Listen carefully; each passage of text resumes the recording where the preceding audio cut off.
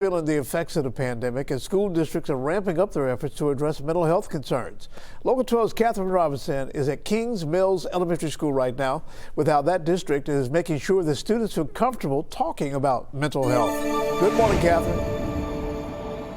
Hey, good morning, John. Mental health is a big priority here at Kings local school district.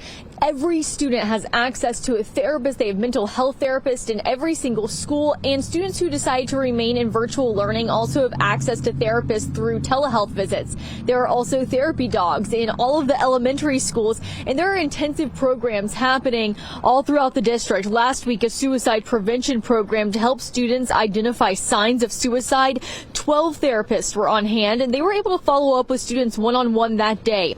Kim Sellers is the social emotional health coordinator for the district. She describes what psychologists refer to as ambiguous loss, or grief without a name or specific cause.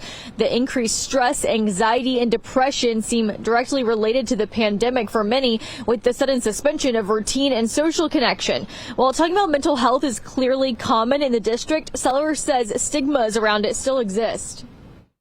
Just like if you were sick and you either broke your arm or you had like a respiratory infection, you would go to the doctor and get medicine and get better. Same thing with mental health.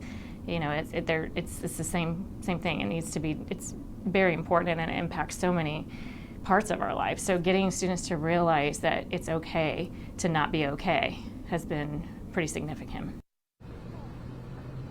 There is a bit of encouraging news. Sellers says she was pleasantly surprised by how engaging the students were, the middle school students, during that presentation on the signs of suicide last week. She also says because of the pandemic, more people are talking about mental health, and that will help with normalizing it. John?